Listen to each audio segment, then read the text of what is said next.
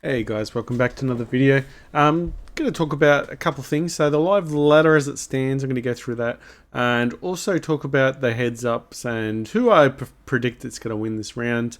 And then I'm going to talk about the trades and what I'm going to do with Cognilio, Whitfield, and all my thoughts about some of the players that probably some people are questioning, and also if you've got other questions as well, because I mean, some of you guys might have other players in your team that I don't have and I'm not really thinking about. But if you want to have just a question, what would you do, or something like that, I'm more than happy to answer and just give you my feedback. So, anyway, guys, as it stands, still sitting on top of the ladder, coming with 24 points, and then, long live the king, Murray FC, Witch Ablets, Mang Spuds, Dan's Bunker, MC Dons, all 6 players very close together. Could be anyone's game to take it away this week. And then Balls of Fury sitting on 8, and he's also a very strong player. And Barry Zeri's also 9th, very strong as well. And Get a Dog Up Here is definitely throwing some upsets this year so far this season. And also Blue Pie and coming 11th, and WCE Rule coming 12th. I know some of you guys can't see the rest of this list. It's a little bit difficult. Slyby Tweets sitting at 13, Gabatoire's 14th, Fish and Crisp at 15th, Two Souls at 16th, Blake Crumb now 17th, and Bomber Kenny sitting on 18th. And it's just funny, Bomber Kenny is sitting on 18th, and you think, oh, he must be really bad. But to his respect, he's a really good player as well. Like he's scoring over 2200s at times. He's scoring quite well considering the pack. So I know I just singled him out, but even Flag Crumb, he's been a bit unlucky as well. Like some of these guys, all this league is very strong. So do not think just because these guys are sitting a bit lower on the ladder that they're weak. No, everyone's quite strong here, and it's quite scary to say the least. So looking at the heads up, which is going to tell you what I just said pretty much. It's going to back up what I said. Let's go. I'm going to face against Flag Crumb. I'm sitting at 2500. I've done my trades this week, which I'll go to in the next minute. Then Flag Crumb still, projected 2266. Maybe hasn't even done his trades yet. Could be a few things. He could jump up to 2350. We don't know yet. We can't take anyone lightly. Barry Zeri sitting at 2159. He might be playing a little bit of shenanigans. I know he's got a strong team. And Two Souls is going to be hungry for some wins now. He wants to go back up the ladder, and 2203. So probably gonna think, I reckon Barry Zeres, I'm gonna back him, even though he looks like the underdog there. I'm gonna go for Barry Zeres to win that round. No disrespect to anyone, by the way. Everyone is highly respected here. Also, Fury's gonna take out Get a Dog Up Here, but Get a Dog Up Here has been throwing some upsets. Who knows what's gonna happen there? I mean, no one can take anyone lightly. Got to make sure you do the right moves. But I think Brawls of Fury should be able to take that win away and work himself back up the 8.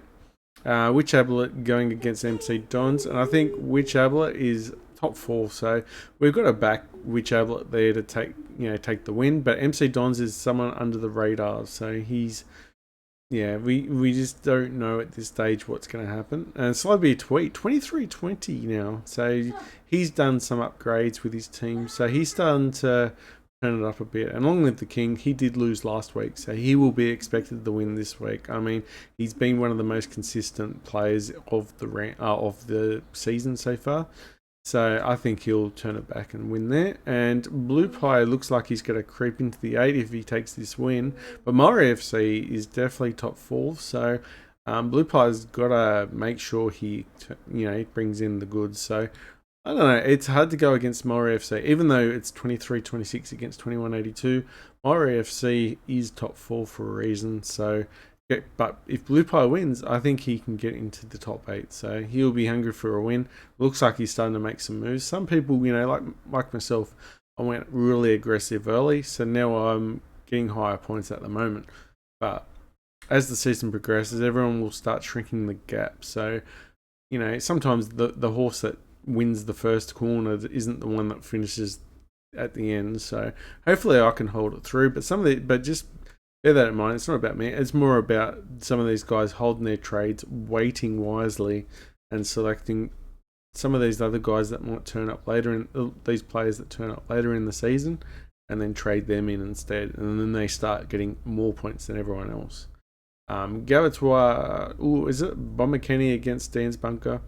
Looks like Bomber Kenny's starting to make some moves as well. So Dan's Bunker had an exciting 2 or 3 rounds.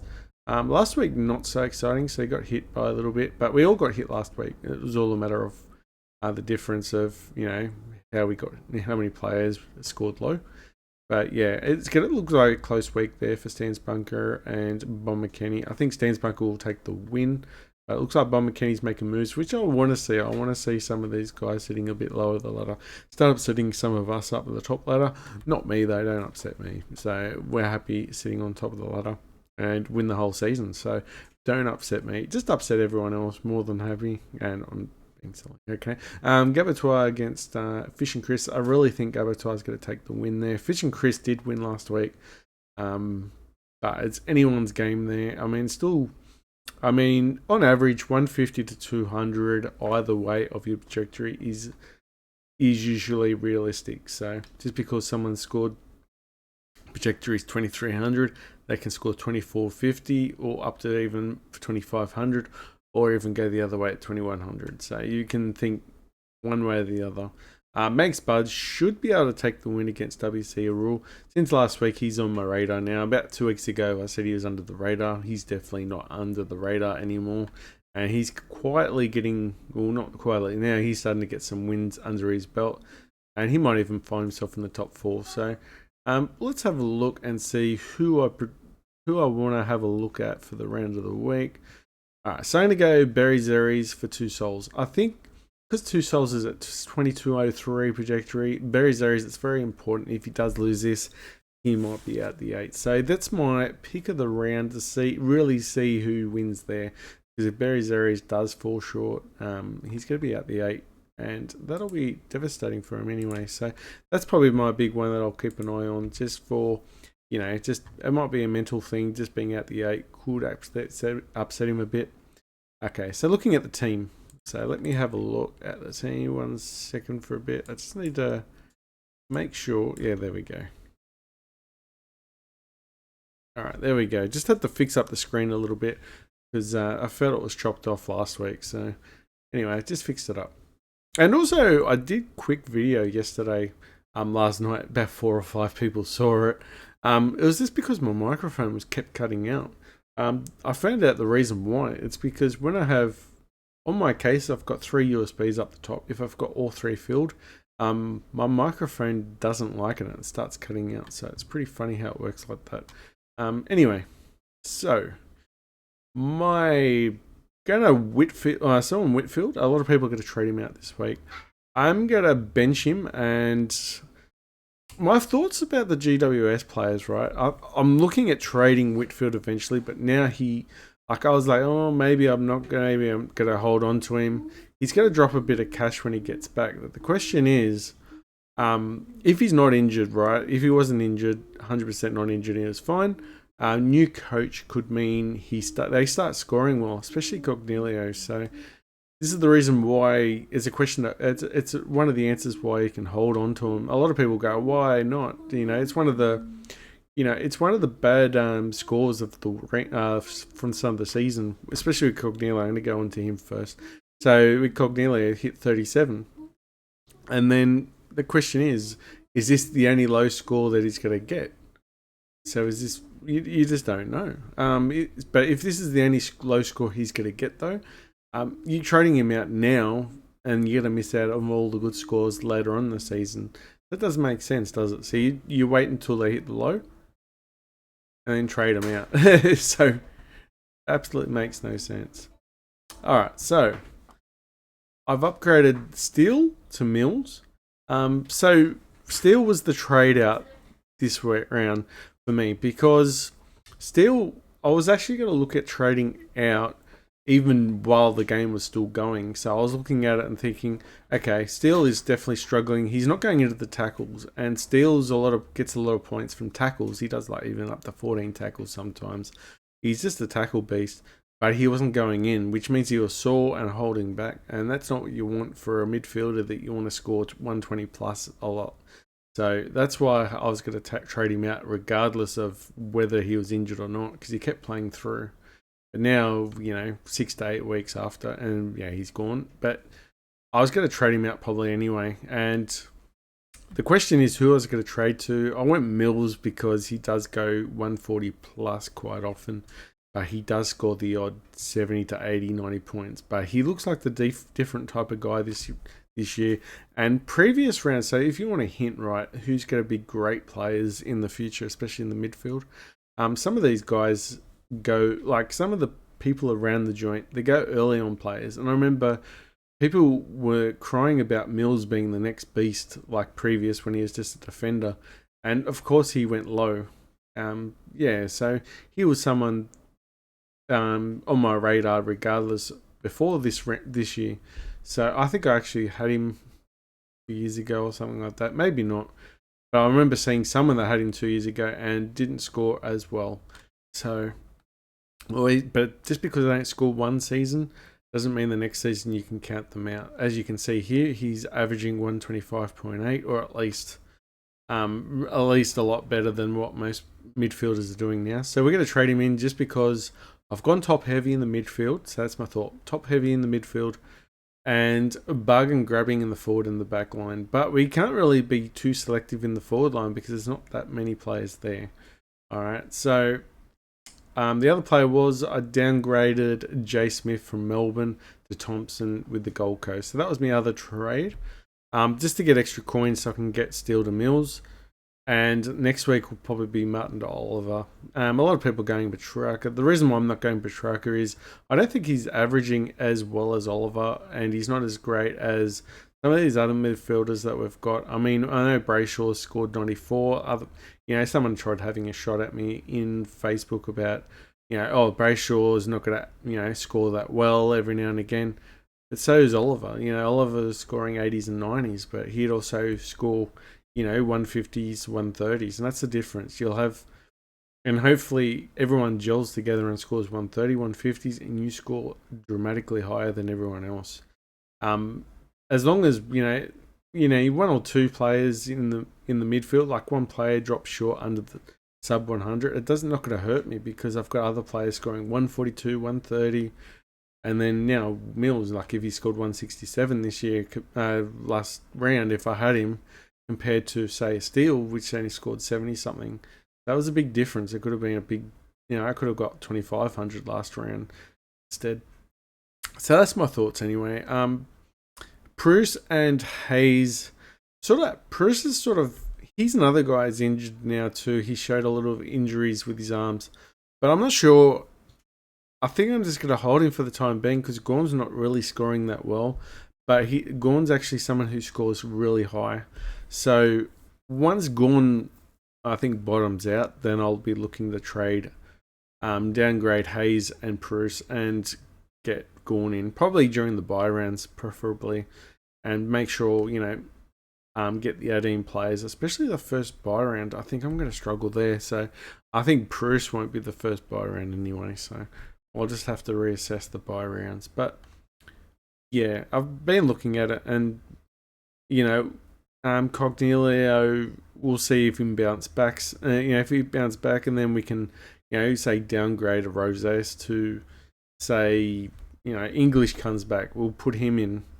Eventually I want McCartan to go to Doherty, or, I don't trust Sinclair. I mean, St Kilda, I don't trust St Kilda players. I mean, you go back to Billings just to back it up, but that's just to back what I just said. Billings is one prime example, but they just change your players. They change their roles all of a sudden. Like I used to have a Webster in my back line. I used to have, there was another guy too. I forget who his name is, but there was another guy in the back line and he failed as well. Someone who actually, it was last year, someone broke his, something about his leg. He was out. I forget who the player was. Say it in the comments if you remember. But yeah, just I don't trust St Kilda players. Just these guys can actually just turn it up and then they can just drop off and they just change their roles. Where if you get someone like a Jack Lloyd, he spent seasons getting 105 plus, 110 plus. Very consistent. Doesn't get injured much. This is the reason why I got him in, even though he's only at 488. So that's the reason why I got him in last week, because I think it was just a budget price, and I think he's safe. I mean, he doesn't look safe at the moment. That's the difference between some of us and some of you guys, is just you're willing to take a chance on a solid player rather than take a risk on on a high risk player. I mean, if Lloyd's not going to drop much in value, where if you pick someone that's got, someone like Sinclair, maybe change the role and all of a sudden he averages 80 or 70 out, that's going to kill you. So, yeah, so going forward, I look like I'm going to change Whitfield, maybe hold on to him. Just same as Cognito, just going to see how they go. Best case scenario, though, is you could probably, if I could afford it and somehow my rookies start making more money, I maybe could use Cognilio and also Whitfield as, as backup, as bench. So that would be preferable if I could keep these two guys as, my backups. And yeah, just go top heavy on the other, and get like a Doherty or, get an English or, I know English has been out for a while, but he will come back, and got to keep your eyes peeled for him to come back. But yeah, and then keep these guys on the bench, and if someone gets injured later on, I could save a trade and have these guys cover. But at this stage, I'm gonna have a pretty much full side with.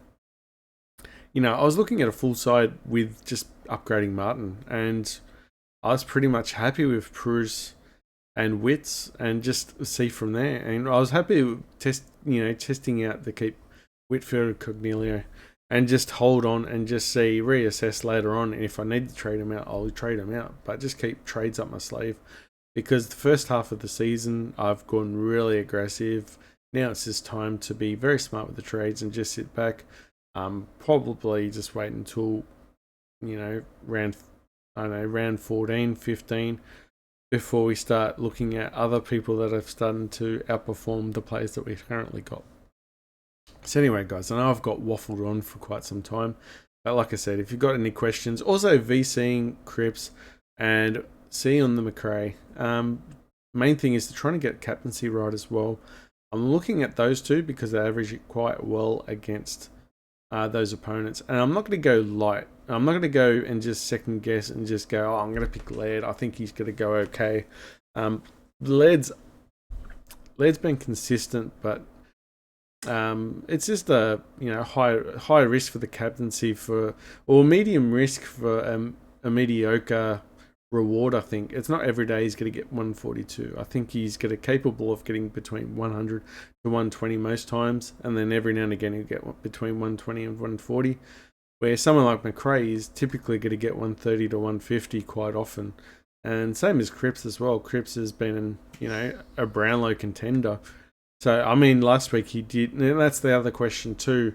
Do I VC Cripps? But he does, because he's been in the ruck last week, he's been covering in the ruck, and that hurt his price. It hurt his scoring as well. So, does he come back very confident against the Swans and goes 120 plus? Well, these are the questions. I'll probably think right down to the wire with Cripps, but I also want to get the VC right on a Friday night. I mean, you get the VC right Friday night, you just relax for the rest of the weekend. You don't need to stress about making sure your player, the player that's not playing is on the field and loopholing, it's just so much easier. But anyway, guys, that's enough out of me. Anything in the questions, in the comments, please go ahead. Thanks for subscribing, liking the videos as well. I saw a jump in views lately, so that's very good. Thank you very much. Very appreciative. And thanks for everyone that's attending the league as well. It's pretty exciting. I mean, regardless if I'm first or not, it's just a bit of fun, a bit of banter as well. I mean, we're all very solid players. We've had a few seasons under our belts because a lot of you guys are already scoring quite well. A lot stronger than I wanted, actually, to be fair, because it looks like anything can happen this season. I wanted to be respectable in front of the league. Anyway, thanks guys, and I'll see you next time. Bye.